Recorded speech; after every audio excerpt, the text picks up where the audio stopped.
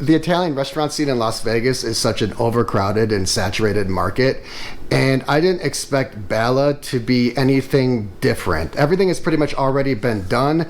Take a look at this tasting menu and tell me how you would interpret it. Now remember, the dollar is worthless. Vegas prices are sky high. They're astronomical, and Balla is a high-end luxury Italian restaurant. The way that I interpreted it, because the way the menu is laid out, is that I would choose one dish from each category. But oh no, I was majorly mistaken, and this was one of the biggest dining shocks of my life, if not the biggest of all time. And that's not because you get every single dish on the tasting menu.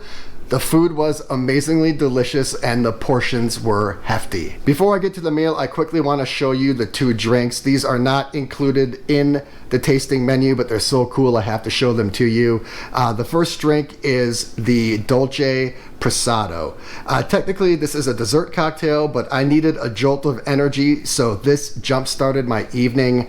What made this drink special was the grated nutmeg. It was a beautiful touch because it enhanced the layering of the drink and also added some complexity to it.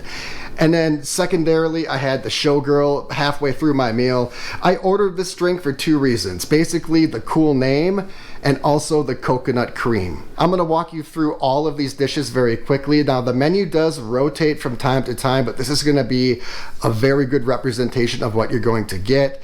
The bread is included as an appetizer. Normally, I would not mention the bread. It's so commonplace, and typically it's not even worth a thought. But this focaccia is a staple of the restaurant. Balla is renowned for it. It was so delicious that I took the leftovers back with me, which is a little crude, it's a little classless, but I don't care. It was that delicious. The second dish was a house salad, a Caesar salad, and it's difficult to get excited or to even talk about a Caesar salad. They're typically pretty basic, but this thing definitely had some notable elements. So firstly, it had the perfect amount of dressing.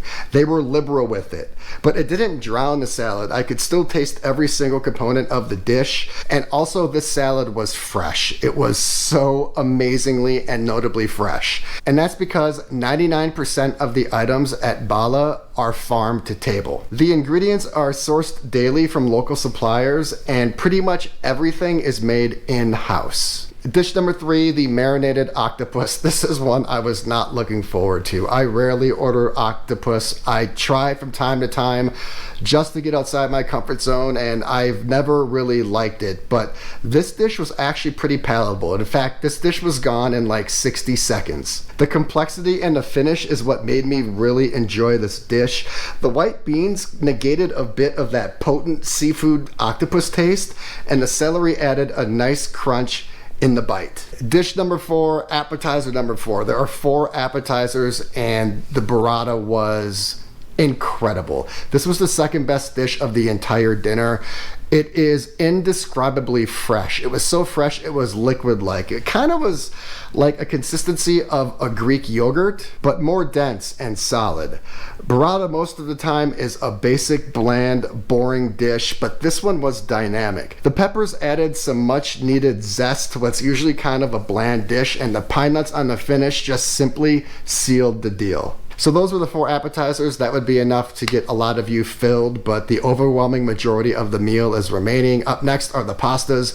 Now, I don't do a lot of pastas on the channel. I'm no stranger to carbs, but pastas are usually just carb overkill for me. If I have a big plate of pasta, usually the next day I wake up looking like I spent a week at altitude. There are 2 of them, and the first one is the rigatoni. Now, this was a nice large portion. There were numerous fresh dense chunks of scampi. I like how they didn't skimp on the protein. This dish alone would have been sufficient in size and taste for just a regular tasting menu. There is a second pasta coming, and this dish upcoming was the very best dish of the entire tasting menu. This is a casarecce pasta. I've never had this style before, but I'll definitely try it again. But I would be nervous because this set the bar really high. I'm not a pasta aficionado, but all I can say is that this was easily the #1 dish of the night. So up until this point, there have been 4 appetizers, 2 decently sized portions of pasta, and we still have the mains remaining. Now, I wasn't really excited about either of these main courses. When it comes to seafood, like whitefish isn't at the top of my list. It's actually more towards the bottom, and I just have never really been excited about veal in general. This is Milanese style, so it was breaded with flour and eggs. It was good, especially for the price, but it was actually a little overbreaded for me. I was certain that I would like the veal way more than the sea bream, but just like in life, expect the unexpected. The sea bream was absolutely the better entree of the two. The presentation was unique and mysterious as the main was buried beneath the greens and surrounded by a moat of sauce. Once I excavated the greens, you could see the preparation. It was succulent and flavorful thanks to the sauce, the capers, and the lemon. The two main dishes are accompanied with Cantorni, which is basically just Italian for sides. You don't get to choose, it's whatever the chef brings out, and for this instance, I got the broccolini and the stuffed mushrooms. Now this is where I need to be really honest with you. I got 2 gelatos, but you are only going to get 1. Now there are actually 2 good reasons for that. First of all, the management tried to extend the 20% local discount to me. I get misinterpreted as a local a lot when I go out, basically because I'm in Vegas so often.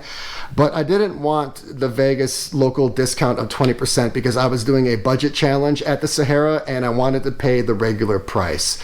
So instead, I just said, bring me out a second gelato because I just wanted to try another flavor. I should have just ordered a second pistachio because that was so amazing. In terms of style and chic and modern, fun Italian restaurants, this might be the best one in Las Vegas. I'd have to think about it. I'm just doing this off the top of my head. This is definitely way cooler than Scarpetta at Cosmo and exponentially cooler than Brezza over at Resorts World. Now, for the record, I'm not saying this is the best Italian restaurant in Las Vegas. There are some elite heavy hitters, such as Sinatra's at Encore and also Carbone over at Aria. But Balla is unlike any other upscale Italian restaurant in Las Vegas, and there's no way you can find a cooler spot that offers this much delicious food at such a psychotically low price. My only regret is not going to Balla on my first night because I had an abundance of leftovers, which means that $100 meal fed me for a couple days. And for that reason, the tasting menu at Balla is absolutely the greatest $100 Las Vegas dining hack I've ever seen.